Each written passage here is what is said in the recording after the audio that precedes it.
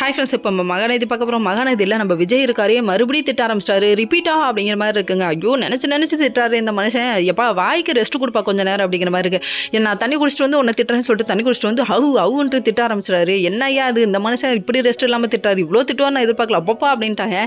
இவ்வளோ இதில் ஹைலைட்டே இவ்வளோ திட்டியும் நம்ம காவேரி காதில் ரத்தம் வராது தாங்க. இதெல்லாம் ஒரு பக்கம் இருக்க. அப்பா இந்த மனுஷத்துலேருந்து தப்பிச்சிடணும்னு ஒரு பக்கம் தப்பிச்சு கிளம்பி போனால் ஆஃபீஸ்க்கு போகிற வழியிலலாம் போஸ்டரை பார்த்து திட்டுறாரு. என்னையா அது, நீ நினச்சி திட்டுற, சரி விடுயா, எப்படியாவது கோமாக்கு போய் அந்த விஷயத்த மறந்துறியா அப்படின்றாங்க.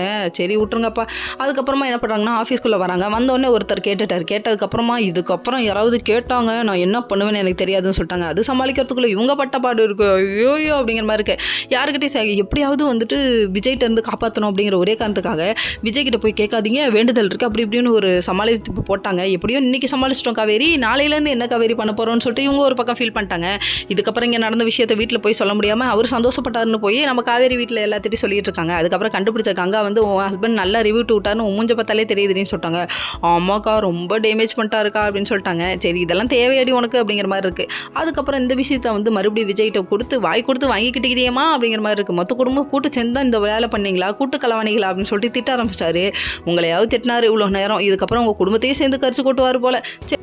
சரி விடுங்க விஜய், மறப்போம் மன்னிப்போன்னு சொல்லிட்டு வாழலாம் அப்படிங்கிற மாதிரி இருக்கேன். இது உங்களுக்கு நடந்தால் தெரியும் அப்படின்றவார் நம்மளை பார்த்தா. சரி விடுங்க, இவங்களுக்கு அட்வைஸ் மலையை பொழிகிற அளவுக்கு நம்ம பெரிய ஆள்லாம் கிடையாது. அதுக்கப்புறம் பார்த்தீங்கன்னா சரின்னு சொல்லிட்டு இங்கே ஒரு காவேரி ஒரு பக்கம் அப்செட் ஆகி உட்காந்துருக்காங்க. அதுக்கு ஒன்றே கங்கா இருந்துட்டு விடுப்பா எல்லாத்தையும் பார்த்துக்கலாம் அப்படின்னு சொல்லிட்டாங்க.